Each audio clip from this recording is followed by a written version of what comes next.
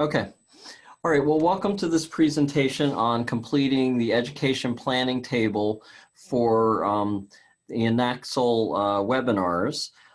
This paperwork is required by ANCC, who is the organization that allows us to grant CEs for these presentations. So we have to ensure that we are meeting the standards that they require.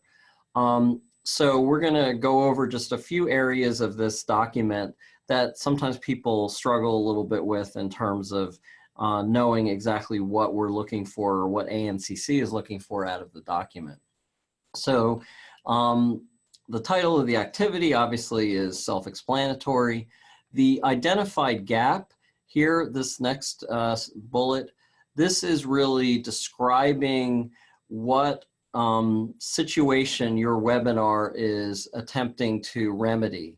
So here in this particular example, the presenters are talking about a lack of standardization in how virtual reality is represented or described in the literature, for example. And this should be supported with some citations from the literature. So it kind of supports the position that you've identified as needing to be addressed via the webinar you're presenting. So then the current state is kind of where things are at in terms of whatever project or concept you're presenting on. And the description of the desired or achievable state is what you would hope could happen, or what the end result would be of people completing the webinar and how it could advance the science on that particular topic. Then we come down here and you've got learning outcomes. So generally for a 1-hour webinar, you're looking at probably about 3 learning outcomes.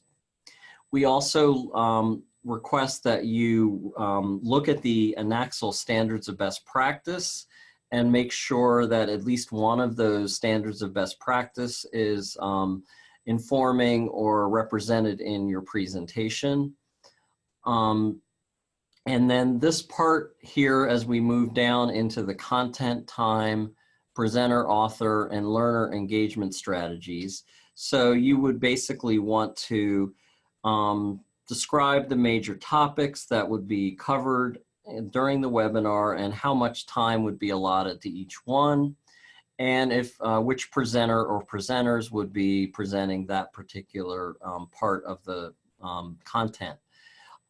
Learner engagement strategies is important. ANCC is looking for additional strategies to engage learners beyond PowerPoint. So it's okay that you use PowerPoint or include PowerPoint as one of your strategies, but you try to think of other ways that you're also engaging the participant or learner so that we can ensure that that criteria is met. Then we're required that you to have at least 3 evidence-based references that support what you're going to present. And these need to be fairly current. So we're looking for, within the last 3 years or so. You can have more references, but at least 3 should be current references. And then in addition, we request that presenters develop 5 questions that we can use to evaluate the participants' knowledge at the end of the presentation. And I'm going to switch over to that and show you that here.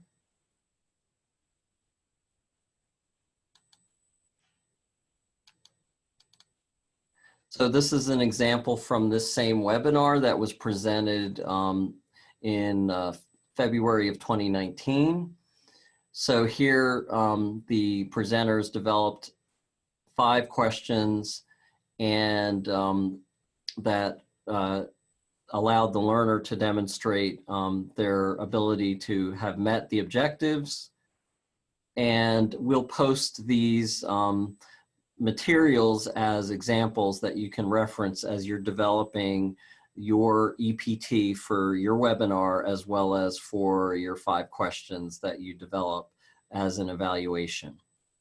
Again, thank you for your interest in presenting for INACSL, and we look forward to your presentation informing the simulation community. Thank you.